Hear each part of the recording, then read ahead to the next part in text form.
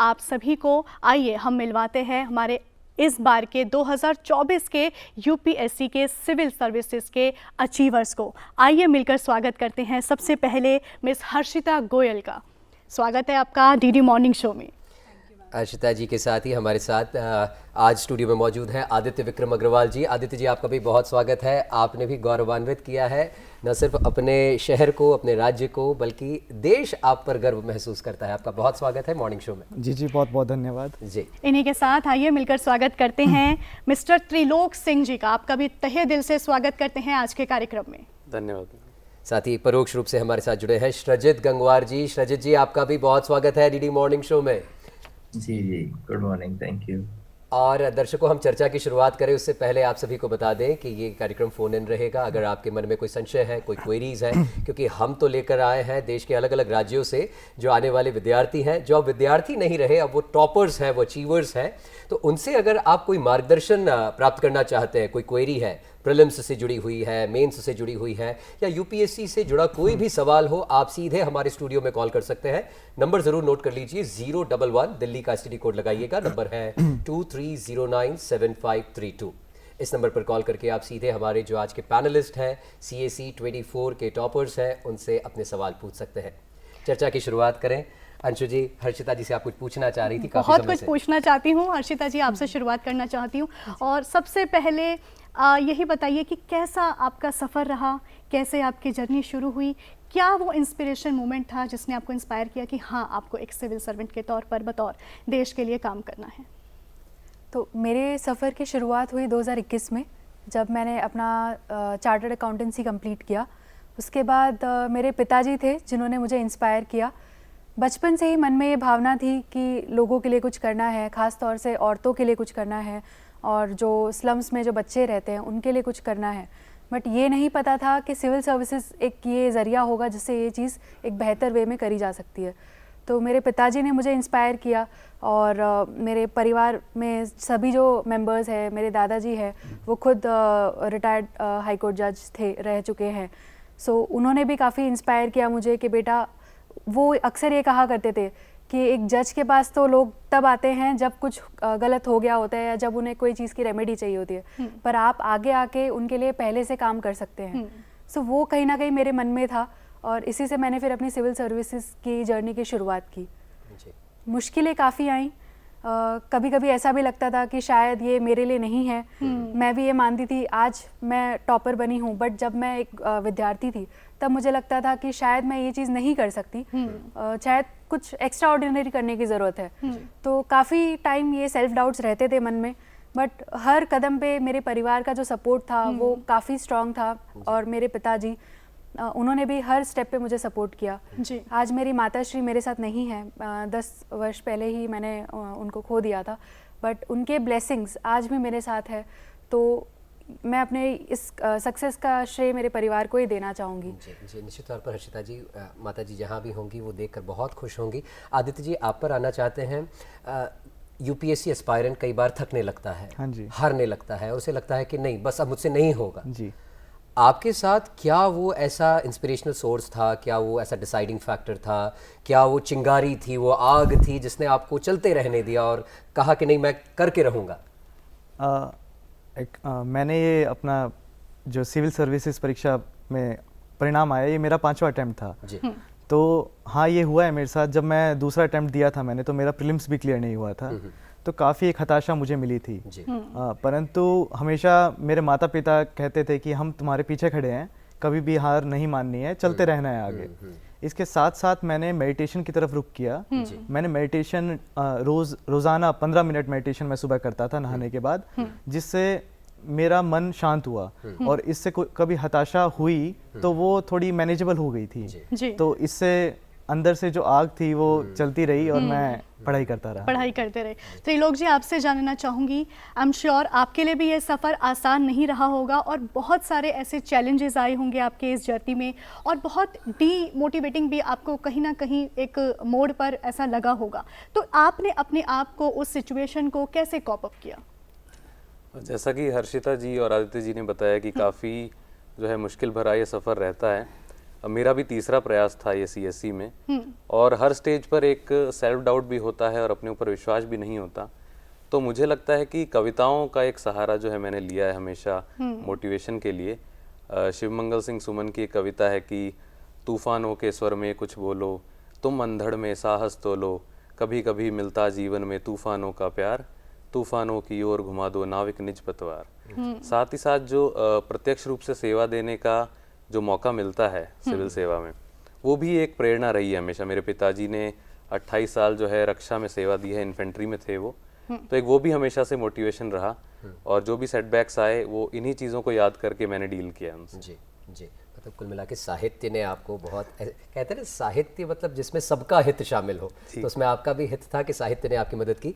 श्रजित जी, आप पर आना चाहेंगे। आपसे पूछना चाहूँगा, कैसे बैलेंस करना ज़रूरी है एक यूपीएससी एस्पायरेंट को कि स्मार्ट वर्क करें, हार्ड वर्क करें? क्योंकि हार्ड वर्क नो डाउट उसका कोई सब्स्टिट्यूट नहीं होता, लेकिन स्ट्रैटेजी बनाना और स्मार्ट वर्क कितना इंपॉर्टेंट हो जाता है यूपीएससी एग्जाम क्लियर करने के लिए? मेरे को तो लगता है कि स्मार्ट वर्क ही बहुत बड़ा फैक्टर था मेरे लिए कि मैं ये एग्जाम क्लियर कर पाया। जी। तो फर्स्ट अटेम्प्ट था मेरा ये, और मैंने प्रिपरेशन भी काफ़ी लेट स्टार्ट करी थी, अगस्त 23 में स्टार्ट करी थी। जी। तो मैंने जब स्टार्ट ही किया था, मैंने ये सोच लिया था कि मैं केवल और केवल वही चीज़ें पर फोकस करूंगा जिसका रिटर्न ऑन इन्वेस्टमेंट सबसे ज़्यादा मिलेगा। मैं वो चीज़ नहीं करूंगा कि जैसे मान लीजिए मोटी मोटी बुक्स बैठ के नहीं पढ़ूंगा, क्योंकि मुझे नहीं पता कि उससे कितना पूछा जाएगा। उल्टा मैं नोट्स उठाऊंगा टॉपर्स के, जिन्होंने उन बुक्स को पहले ही शॉर्टन कर रखा है। जी।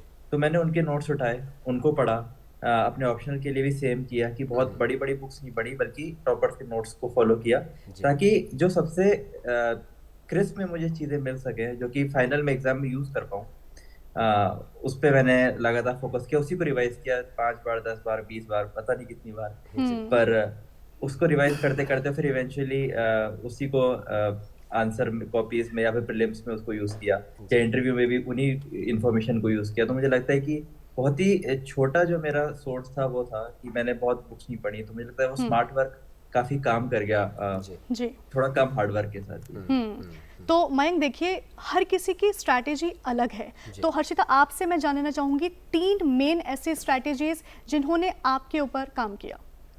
पहले तो मैं ये कहना चाहूँगी कि अक्सर ऐसा कहा जाता है कि हमें एक शेड्यूल फॉलो करना चाहिए जिसमें आर टू आर आपको पता आना चाहिए कि इस घंटे में हमें ये करना है। पर मेरे केस में मैंने एक फ्लेक्सिबल शेड्यूल फॉलो किया, क्योंकि मुझसे एक 12 घंटे का शेड्यूल फॉलो नहीं होता था, टू बी ऑनेस्ट। तो मैं ऐसा करती थी कि सोने से पहले अगले दिन मुझे क्या क्या करना है, मैं दिमाग में एक बना के रखती थी ब्रॉड माइंडसेट, एंड अगले दिन मुझे कैसे वो करना है वो मेरे ऊपर होता था, बिकॉज हर दिन सेम नहीं होता। और इसके साथ साथ कोई एक्टिविटी होना बहुत ज़रूरी है आपके पास, क्योंकि आप पूरा दिन अगर पढ़ाई करते रहेंगे तो एक ब्रेक इवन आएगा, उसके बाद आप नहीं पढ़ पाएंगे।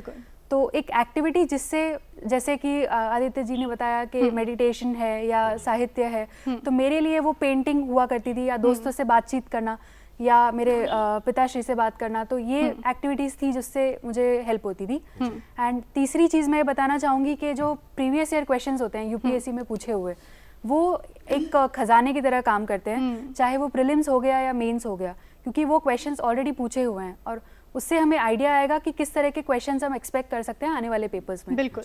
तो वो एक तो कहीं ना कहीं साहित्य, कला सभी को अपने मुकाम तक पहुंचने के लिए हेल्प कर रहा है। और इस वक्त हमारे साथ एक कॉलर जुड़ गए हैं। हर्षिता जी, आप ही के स्टेट से बात कर रहे हैं, गुजरात से मुकेश कुमार जी ने कॉल किया है। मुकेश जी, अगर आपको हमारी आवाज़ मिलती है तो प्रश्न पूछिए अपना। जी सर, मैं मुकेश कुमार गुप्ता, सूरत। जी, मेरा सर विक्रम अग्रवाल सर से है जी कि आपने यहाँ तक पहुँचने के लिए कितने घंटे पढ़ाई की दिल्ली में? ये सब जन का सवाल है, कितने घंटे पढ़ाई की जाती है और कितना कर सकते हैं, ये बताइए। अक्सर ये लोग कहते हैं कि यूपीएससी जो अचीव कर लेता है वो 16 घंटे 18 घंटे पढ़ रहा है, बट मैं मानूंगा ऐसा नहीं है। मैं बिल्कुल इस चीज़ को एक अपनी जॉब की तरह लेके चलता था कि मुझे 9 to 5 जॉब करनी है इस तरीके से, क्योंकि मैं पहले भी टाटा मोटर्स में काम कर चुका हूँ। तो मैं अपना 8 साढ़े 8 बजे के आसपास पहुँच जाता था लाइब्रेरी में और बैठकर अपना लंच भी वहीं करता था और शाम तक मैं पढ़ाई करता था 6-7 बजे तक। तो मेरा यही रूटीन रहा है। रूटीन को अगर फॉलो करेंगे लंबे टाइम तक वो ज़्यादा हेल्पफुल करेगा। इसके अलावा मैं कहूँगा कि अगर मेडिटेशन रहे, रूटीन फॉलो करते रहें, वो अच्छी बात है, नहीं तो आप जल्दी थक जाएंगे। 18 घंटे एक दिन पढ़ेंगे, दूसरे दिन नहीं पढ़ेंगे। जी। तो रूटीन फॉलो कीजिए, 8 से 10 घंटे। तो मैं मतलब मानूंगा कोई कि काफी हैं। स्पेसिफिक ऐसा शेड्यूल्ड टाइम नहीं है कि हमें 6 घंटा पढ़ना है या 16 घंटा पढ़ना है। पर अनुशासन होना चाहिए, अनुशासन डिसिप्लिन होना होना चाहिए। चाहिए, हाँ जो जी। शेड्यूल की बात करें। हर्षिता जी, आप पर आना चाहूँगा एक बार फिर से। हमने सुना कि आपने 2 बार प्रीलिम्स दिया, जी। लेकिन दोनों बार असफल हुई, जी। और तीसरी बार जो आपने परीक्षा दी तो उसमें आप ऑल इंडिया रैंकर बन गई और AIR 2 हासिल कर ली। जी। तो क्या तीसरी बार परीक्षा देते समय कोई डर था मन में? जी बिल्कुल, बहुत डर था क्योंकि पहले 2 बार में प्रीलिम्स ही नहीं हुआ था, तो ये सेल्फ डाउट था कि इस बार भी अगर प्रीलिम्स नहीं हुआ तो क्या करूँगी। तो और आश्चर्य की बात यह है कि पिछले साल ये प्रीलिम्स एग्ज़ाम के 1 महीने पहले मैं ये सोच रही थी कि शायद मुझे ये अटेम्प्ट नहीं देना चाहिए। तो ये भी मन में था, बट फ्रेंड्स ने काफ़ी सपोर्ट किया एंड फैमिली ने अगेन काफ़ी सपोर्ट किया कि नहीं आप कर सकते हो। तो जब जब वो सेल्फ डाउट होता था तब मेरी फैमिली मेरी ढाल बन के आगे आ जाती थी कि नहीं तुम कर सकती हो, कुछ भी हो जाए। तो वो सेल्फ जो कॉन्फिडेंस है और जो हम निष्काम कर्म की बात करते हैं, तो वही निष्काम कर्म मैंने यहाँ फॉलो करने का ट्राई किया। मुश्किलें काफ़ी आई, जैसे 3rd अटेम्प्ट में भी जो मेंस की परीक्षा होती है उसके जस्ट 1 हफ्ते पहले मैं बीमार पड़ गई थी, मुझे टाइफाइड हो गया था। तो वो बीमारी की हालत में तब कुछ पढ़ाई आप कर नहीं सकते, बट जो आप बोलते हैं जो दृढ़ निश्चय की बात करते हैं, तो वही आपको एक मोटिवेशन देता है आगे तो बढ़ने निरंतर का। चलते रहे Yes. और अपने मुकाम पर आज आप पहुंच गए हैं। बिल्कुल। एक और कॉलर हमारे साथ जुड़े हैं दिल्ली से, रविंद्र जी। रविंद्र जी, आपका स्वागत है। हाँ, रविंदर सिंह बजाज बोल रहा हूँ दिल्ली से। जी। मेरा सवाल ये है कि इन सब टॉपर्स ने अपने आप को इलेक्ट्रॉनिक मीडिया और मोबाइल से क्या दूर रखा है और क्या इसके लिए उनको अपने पेरेंट्स से कभी बुरा भला कहा गया या डांट पड़ी और उसको उन्होंने कैसे लिया? त्रिलोक जी, आपसे जानना चाहते हैं इसका जवाब। रविंद्र जी, बहुत बहुत धन्यवाद आपके सवाल के लिए। मैं यही बताना चाहूँगा कि तकनीक का जो प्रयोग है, जो आज के युग में काफ़ी ज़रूरी हो गया है, तो फ़ोन था बेशक मेरे पास और मैंने उसका सही इस्तेमाल भी किया। जैसे कि आप देखेंगे कि CSE की जो यात्रा है उसमें कंटेंट बहुत ज़्यादा है, तो उसको कंसोलिडेट करना और उसको कैटेगराइज करना ये काफ़ी ज़रूरी हो जाता है। तो जो टेलीग्राम पर मैंने ग्रुप्स बना रखे थे, हर GS का अलग ग्रुप था, साथ ही साथ जो भी चीज़ें हैं, चाहे वो न्यूज़पेपर रीडिंग है, क्विज़ देना है, उसके लिए फ़ोन काफ़ी ज़रूरी होता है। परंतु यहाँ पर भी आपको एक रेखा खींचनी पड़ेगी कि जब आप अध्ययन कर रहे हैं तो उस समय आप कितना इस्तेमाल करेंगे उसका, तो वहाँ पर जो है डिसिप्लिन ज़रूरी है। जी, डिसिप्लिन ज़रूरी है। सृजित जी, आपसे भी जानना चाहेंगे कि आपने अपने आप को सोशल मीडिया या इलेक्ट्रॉनिक डिवाइसेस से किस तरह से डिसिप्लिन में रखा? मैं भी त्रिलोक जी से बहुत ही अग्री करूंगा इस बात पे कि मेरे सारे ही नोट्स ऑनलाइन थे। तो मैं जो भी बुक्स पढ़ रहा हूँ या जो भी नोट्स पढ़ रहा हूँ सब ऑनलाइन ही पढ़ता था, अपने मोबाइल पे या अपने टैब पे। तो इलेक्ट्रॉनिक मीडिया का बहुत बड़ा रोल है, पर मेरे को लगता है कि मैंने अपने सारे सोशल मीडिया अकाउंट्स डीएक्टिवेट कर दिए थे एक पॉइंट के बाद, जब मुझे लगा कि ये बाधा बन रहा है मेरी जर्नी में। तो जब मुझे लगा कि अब मुझे इसको छोड़ देना चाहिए और अपने जर्नी पे पूरा फोकस करना चाहिए, क्योंकि मुझे लग रहा है कि मैं अपना 1 घंटा या 1.5 घंटा इस पे जो वेस्ट कर रहा हूँ, उसकी जगह मैं कुछ और पढ़ सकता हूँ या फिर कुछ फनी देख सकता हूँ, जिससे मेरे दिमाग को उतना असर ना पड़े जितना सोशल मीडिया से एक मेंटल स्ट्रेस भी पड़ता है। जी। तो इसलिए मैंने फिर सोशल मीडिया तो बिल्कुल ही छोड़ दिया था। पर बाकी इलेक्ट्रॉनिक मीडिया का बहुत यूज किया, AI टूल्स का बहुत यूज किया। जी जी। जी। आदित्य जी, आप पर आना चाहेंगे। कई बार बच्चे इस विषय को लेकर थोड़े से डाउटफुल रहते हैं कि ऑप्शनल सब्जेक्ट क्या चुने, जी। तो उन्हें क्या कहना चाहेंगे, क्या क्राइटेरिया होना चाहिए अपने सब्जेक्ट्स चुनने के लिए? जी, मैं कहूँगा ऑप्शनल सब्जेक्ट एक ऐसी चीज़ है जो बहुत सोच समझ कर लेनी चाहिए, क्योंकि काफ़ी बार ऐसा होता है कि ऑप्शनल सब्जेक्ट ही आपको अचीवर बना सकता है इस एग्ज़ाम में।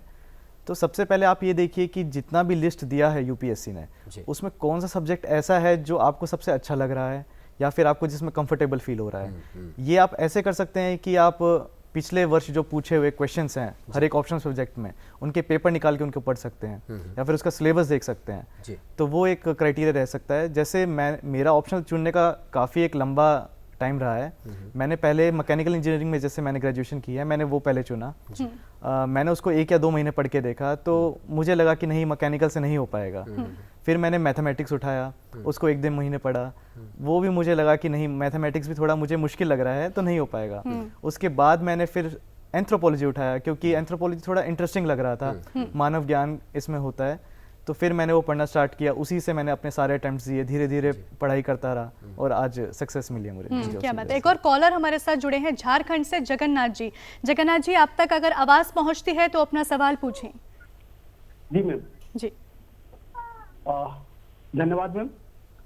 जी मैं रांची झारखंड से जगन्नाथ लोहरा बोल रहा हूँ जी। हम लोग एक गरीब राज्य और गरीब परिवार से आते हैं, तो हमारे बच्चों को हम किस तरह से गाइड करें ताकि उनके उम्र आने तक हमारे बच्चों को इस लेवल में हम लोग पहुंचाया जा सके। जी जी जी। हर्षिता जी, आप जवाब दीजिए इसका। देखिए सर, मार्केट में आजकल काफ़ी सारे फ्री रिसोर्सेज अवेलेबल हैं और उसका हम यूटिलाइजेशन कर सकते हैं। साथ ही साथ जैसे हम टेक्नोलॉजी की बात कर रहे हैं, तो अगर टेक्नोलॉजी के माध्यम से यूट्यूब पे भी काफ़ी सारे वीडियोस अवेलेबल है जहाँ पे आज हमें कोई महंगा कोर्स लेने की ज़रूरत नहीं है, वो सारी जो भी इंफॉर्मेशन है आज हमारे फ़ोन पे अवेलेबल है। तो आप टेक्नोलॉजी का यूज़ कर सकते हैं, वो एक इन्वेस्टमेंट की तरह आपके लिए काम करेगा, जिससे आपके बच्चे को काफ़ी मदद मिलेगी। साथ ही साथ किताबें हैं, तो किताबें भी जो मार्केट में मिल जाती है, और साथ में जो टेलीग्राम चैनल हम बोलते हैं तो उसमें भी फ्री रिसोर्सेज, नोट्स, टॉपर्स की कॉपीज़, सारी चीज़ें अवेलेबल है आज के दौरान। सो आप उसकी मदद माध्यम से कर सकते हैं। जी त्रिलोक जी, नोट्स बनाते हुए बच्चों को किन बातों का ध्यान रखना चाहिए, क्या स्ट्रेटेजी फॉलो करनी चाहिए नोट्स में? तो नोट्स का जो टॉपिक है वो काफ़ी इम्पॉर्टेंट है, क्योंकि सीएसई की जर्नी में काफ़ी ज़रूरी होता है नोट्स बनाना। तो मैं ये कहना चाहूँगा कि हर सब्जेक्ट के अलग नोट्स होने चाहिए और हर स्टेज के भी अलग नोट्स होने चाहिए। जैसे अगर आप मेंस में देखेंगे तो काफ़ी सारे सब्जेक्ट्स ऐसे हैं जिसमें टेबुलर फॉर्म में नोट्स बनाए जा सकते हैं। जैसे मैं एक उदाहरण के तौर पर बताना चाहूँगा, जैसे आपदा प्रबंधन का जो एक सिलेबस में टॉपिक है, तो आप एक टेबल बनाइए, उसमें आप सबसे पहले आपदाओं का नाम लिखेंगे, फिर इंडिया का मैप बना दीजिए जहाँ पर वो आपदा ज़्यादा आती है, फिर उससे जो निपटने के जो भी प्रयास किए जा सकते हैं। तो एक ही जो है पन्ने पर आपने सारी चीज़ें उतार ली। तो टेबुलर फॉर्म का इस्तेमाल है, साथ ही साथ क्रिस्प होने चाहिए, क्योंकि अगर जो आपका सोर्स मटेरियल है वो 150 से 200 पेज का है, तो जो नोट्स हैं वो आपके 30 से 35 पेज के होने चाहिए। और साथ ही साथ आप उसे संक्षिप्त रख सकते हैं फ्लो चार्ट या टेबल बना के। जी, एक और कॉलर जुड़ गए हैं हमारे साथ, पार्थ भट्ट कॉल कर रहे हैं गुजरात से। पार्थ जी, गुड मॉर्निंग, स्वागत है आपका, पूछिए अपना प्रश्न पूछिए। हेलो जी। मैं पूछना चाहता हूँ कि प्रीलिम्स की तैयारी कैसे की जाए? लास्ट मिनट में नोट्स कहाँ से मिल जाएगी? लास्ट मिनट नोट्स की बात कर रहे हैं, आदित्य जी आपसे जानना चाहेंगे। मैं कहूँगा लास्ट मिनट नोट्स या शॉर्टकट की तरफ ना भागें। जो आपके पास पहले से आपने पढ़ा हुआ है उसी को फिर से बार बार पढ़ें। इसके अलावा जैसे हर्षिता जी ने बताया कि PYQ जो पिछले साल जो पेपर दिए हैं यूपीएससी ने, पिछले 10 साल के पेपर आप अच्छे से उन्हें देखिए, उन्हें एनालाइज कीजिए, वो आपका एक बहुत अच्छा सहारा बन सकते हैं कि आगे आने वाला पेपर कैसा होगा। तो नई नई चीज़ों के पीछे या लास्ट मिनट या शॉर्ट नोट्स के पीछे भागने के बजाय आपने जो अपनी स्टैंडर्ड बुक्स पढ़ी हैं उसी को 2 बार 3 बार पढ़िए, वो ज़्यादा मैं मानता हूँ कि ज़्यादा अच्छा आपको रिजल्ट देगा। जी। लेकिन आदित्य जी, प्रीलिम्स के 1 महीना पहले की अगर हम बात करें तो एक लास्ट मिनट स्ट्रैटेजी हमारी क्या होनी चाहिए? लास्ट मिनट प्रीलिम्स से 1 महीना पहले के एग्जाम। हाँ जी। मैं यही कहूँगा, आपने जो 12 महीने में या फिर 2 साल में जो किया है पीछे, या फिर 6 महीने में अगर आपने किया है, आप उसको बदलिए मत। लास्ट के 1 महीने में वही चीज़ दोहराइए जो आपने पढ़ा है, ठीक है, उसी को फिर से पढ़ते रहिए, PYQ करिए, 1-2 मॉक्स लगा दीजिए तो हो जाएगा। समराइज कीजिए, रिवाइज कीजिए। हर्षिता जी, यूपीएससी प्रिपरेशन अगर कोई बच्चा कर रहा है, कई बार मेंटल हेल्थ इश्यूज आ जाते हैं, तनाव इतना हो जाता है, उससे कैसे निपटा जाए? क्योंकि कभी कभी पीयर प्रेशर होता है, कभी फैमिली प्रेशर होता है, तो कभी कभी आत्मचिंतन इतना कर बैठता है व्यक्ति कि उसको लगता है कि नहीं होगा, नहीं होगा, मेरा करियर दिख रहा है, मेरा फ्यूचर दिख रहा है। तो ऐसे मेंटल हेल्थ इश्यूज को कैसे सॉल्व किया जाए? इसमें जैसा कि हमने अभी बात करी कि मेडिटेशन है या कोई भी एक्टिविटी है या साहित्य है, ये सारी चीज़ें काफ़ी हेल्पफुल रहती है। इसके साथ साथ जब भी आपको डाउट हो तो आपके पास कोई ऐसा पर्सन होना चाहिए जिसके पास जाके आप बात कर सके, क्योंकि उससे काफ़ी मदद मिलती है। चाहे वो आपके माता पिता हो, चाहे आपका वो एक खास दोस्त हो या भाई बहन हो, कोई भी हो, तो आप एक ऐसा पर्सन रखिए अपनी लाइफ में जिसके साथ आप अपनी मन की कोई भी बात कर सकते हैं, शेयर कर सकते हैं, तो आपको उससे अकेला फील नहीं होगा। और इसके साथ ये याद रखना बहुत ज़रूरी है, क्योंकि यूपीएससी एक बहुत लंबी जर्नी है, तो खुद पे विश्वास रखना बहुत ज़रूरी है। जब आप खुद पे विश्वास रखेंगे तो कितनी बड़ी से बड़ी कोई भी कठिनाई होगी आप उसका सॉल्यूशन निकाल ही पाएंगे। सो खुद पे विश्वास रखिए, भगवान पे भरोसा रखिए, भगवान एंड अपने बड़ों की ब्लेसिंग्स, ये सारी चीज़ें हमें काम आएंगी आगे बढ़ने के लिए। और निरंतर प्रयास करते रहिए। यस। एक और कॉलर हमारे साथ जुड़े हैं, योगेश जी राजस्थान से। अपना सवाल पूछें। योगेश जी अपना सवाल पूछें। हेलो, गुड मॉर्निंग जी गुड मॉर्निंग, अपना सवाल पूछिए। मैं आपने टीवी का वॉल्यूम कम कर दीजिए योगेश जी, और अपना प्रश्न पूछिए। मैम, मैं जॉब में कर रहा हूँ और मुझे जॉब के साथ किस तरीके से तैयारी करनी चाहिए, किन विशेष चीजों का ध्यान रखना है, उसके रिगार्डिंग मैं आपसे गाइडेंस चाहता था। जी, मुझे लगता है आदित्य जी इसका उत्तर अच्छे से दे पाएंगे। बता रहे थे कि आप जॉब भी करते रहे, मैनेज भी करते रहे अपनी प्रिपरेशन को। शुरू में मैंने जॉब की थी तो उसके साथ साथ मैं मैनेज कर रहा था। मैं मानता हूँ इसमें जो इस बार 8वीं जिनकी रैंक आई है, राजकृष्ण झा, वो मेरे ही बैचमेट रहे हैं कॉलेज में। ओके। तो उन्होंने भी जॉब के साथ साथ ही प्रिपेयर किया है और 8वीं रैंक लाई है। तो मैं मानता हूँ कि ये हो सकता है। इसमें आपको थोड़ा सा टाइम मैनेजमेंट करना पड़ेगा।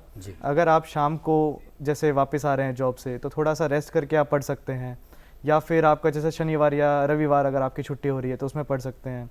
अगर आपको जॉब के बीच अगर आपका सीनियर, आपका बॉस जो है अगर अलाउ कर रहा है, उनसे बात कीजिए कि आप इस परीक्षा को देना चाहते हैं, तो आप थोड़ा सा ऑफिस में भी पढ़ सकते हैं। जी। ये परीक्षा के लिए आपको थोड़ा सा मेहनत करना पड़ेगा, थोड़ा सा मैं कहूँगा कि बुरा बनना पड़ेगा इस चीज़ में।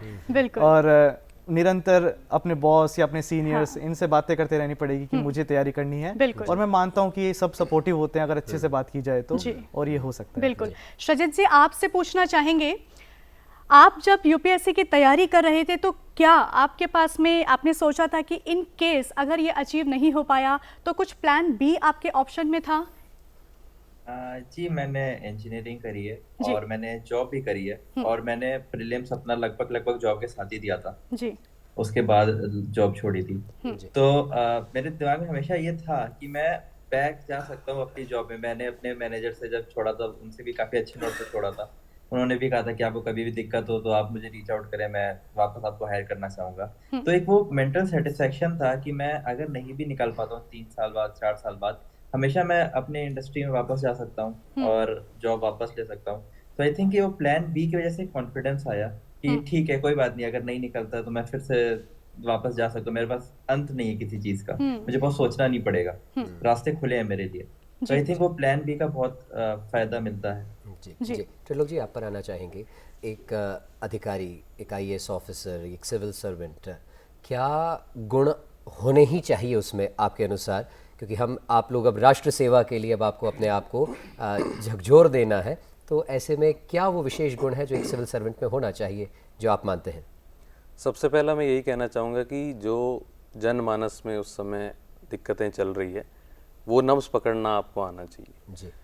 वार्तालाप करना काफ़ी ज़रूरी है, क्योंकि जब जन सुनवाई होती है या फिर पूरा ज़िला जो है वो आपको अपना प्रतिनिधि मान चुका है, तो वो बात करने का तरीका एक बहुत अच्छा होना चाहिए। साथ ही साथ मैं मानता हूँ कि जो नवाचार है वो भी काफ़ी ज़रूरी है, क्योंकि जो दूर दराज के इलाके हैं, जो पिछड़े क्षेत्र हैं भारत में, वहाँ पर अगर कोई अधिकारी जाता है और वो रूटीन वर्क के अलावा नवाचार भी करता है, जैसे कि जब हम इस यात्रा में थे तो काफ़ी ऐसे उदाहरण हमने देखे। ऐसे राजस्थान में एक हमारे जिलाधीश जी थे जिन्होंने चरण पादुका इनिशिएटिव लॉन्च किया था। तो ऐसी कुछ चीज़ों से काफ़ी सहज हो जाती है चीज़। साथ ही साथ जो पिछड़े वर्ग हैं उनकी प्रति जो सद्भावना है कि कैसे इनको समाज में आगे लाया जाए, और सरकार की जो नीतियाँ हैं उसका इस्तेमाल करके जो है इनका उद्धार या कल्याण किया जाए, तो ये काफ़ी महत्व रखता है। एक और कॉलर हमारे साथ जुड़े हैं, मुकेश राजस्थान से। आप तक अगर आवाज़ पहुँचती है तो अपना सवाल पूछें। मैं सवाल पूछ रहा विक्रम सर से। जी। मैं मुकेश कुमार, चिड़ावा, राजस्थान। जी। ये पूछना चाहता हूँ विक्रम सर से कि आपके परिवार का आपको हेल्प करने में क्या योगदान रहा, कि मैं मतलब आपको कितने समय पढ़ाई करना है, आपको कब खाना देना है, वो परिवार का क्या योगदान है?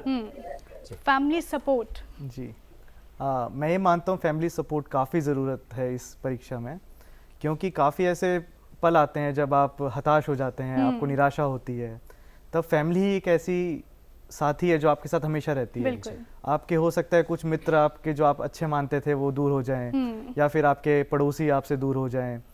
तो मैं मानता हूँ अगर परिवार का साथ रहेगा तो ही ये परीक्षा हो पाएगी, नहीं तो आप हताश हो जाएंगे। जी, बिल्कुल।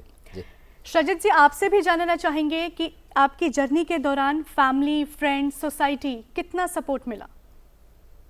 मेरे को मैं बिल्कुल सहमत हूँ बाकी टॉपर से कि परिवार का सपोर्ट बहुत ज्यादा जरूरी है, जी। क्योंकि जर्नी लंबी है और पता नहीं कितना टाइम लगने वाला है आगे। आपको रास्ता कई बार नहीं दिखाई पड़ता है जी। और पीछे भी आप बहुत लंबा रास्ता चल के आ चुके होते हो, तो हमेशा आपके अंदर वो रहता है कि पता नहीं मैं सही कर रहा हूँ कि नहीं, या फिर मुझसे हो भी पाएगा कि नहीं। उस टाइम पे फैमिली या फ्रेंड्स जो है वो बहुत सपोर्टिव होते हैं। वो कई बार आपको मोटिवेट करते हैं और कई बार वो दूसरी बातें करते हैं, जिससे आपका जो दिमाग है वो यूपीएससी से डाइवर्ट होके और जगहों पे जब जाते हो तो आपको लगता है कि ठीक है बाकी चीजें भी हैं दुनिया में। तो मुझे लगता है कि फैमिली और दोस्तों का सपोर्ट बहुत ज्यादा इंपॉर्टेंट है। मेरे 2-3 फ्रेंड्स लगातार कॉल करते थे, मतलब हर वीक कॉल करते थे कि कैसा चल रहा है, और हम लोग बात करते थे। तो मुझे लगता है कि वो जो एक प्रेशर कुकर टाइप था कि सीटी थी कि जब प्रेशर बहुत ज्यादा बन रहा है तो बात कर लिया और वो प्रेशर रिलीज हुआ ताकि फिर से अच्छे से पढ़ाई हो पाए। जी जी। अब हमारे साथ चूंकि आप सब लोग हैं आज, तो हम एक छोटा सा एक रैपिड फायर आपके साथ करना चाहते हैं, क्योंकि कई लोग देख रहे हैं, कई सारे एस्पायरेंट्स आपको देख रहे हैं और मोटिवेट हो रहे हैं। तो लेट्स स्टार्ट फ्रॉम हर्षिता जी आपसे। One word that kept you going through the tough days. My father. क्या बात है। त्रिलोक जी आपसे बेस्ट एडवाइस। कि अपनी गलतियों का आकलन करके उसे बेहतर इम्प्रूव कीजिए। जी। Aditya ji, which subject was your secret weapon in the exam? Anthropology. All right. Shrajit जी आप पर आना चाहेंगे। Do you ever think of quitting? Yes or no? Yes, definitely. Harshita जी आपसे, you were a morning study or night studier? Not a morning person, definitely. Night studier. Yes. Okay. Trilok ji, mains or interview? Which one gave you more chills? I think mains. All right.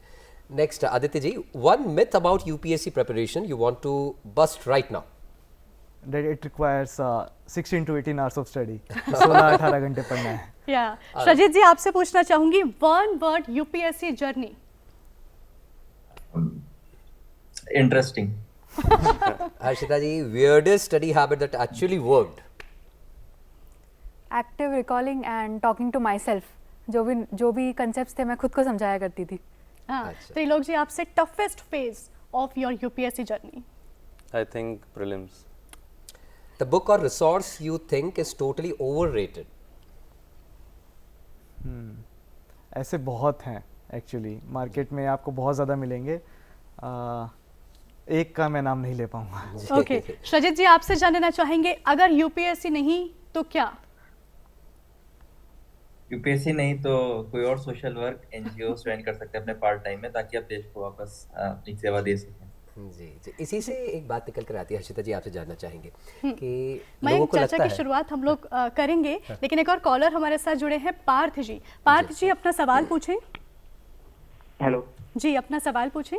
हाँ जी, मेरा question Harshita जी से है कि इस पीपा का उनकी life में क्या रोल रहा है और वहाँ पे कितना प्रेशर रह रहा है पढ़ने में, क्योंकि मैं सेम ही ब्रांच में था सीजीआरएस में इस साल। तो स्पीपा की हम बात करते हैं तो स्पीपा गुजरात गवर्नमेंट के अंडर एक ऑटोनॉमस इंस्टीट्यूट है, जहाँ पे एक एंट्रेंस एग्जाम ली जाती है और बच्चों को वहाँ पे ट्रेनिंग प्रोवाइड की जाती है।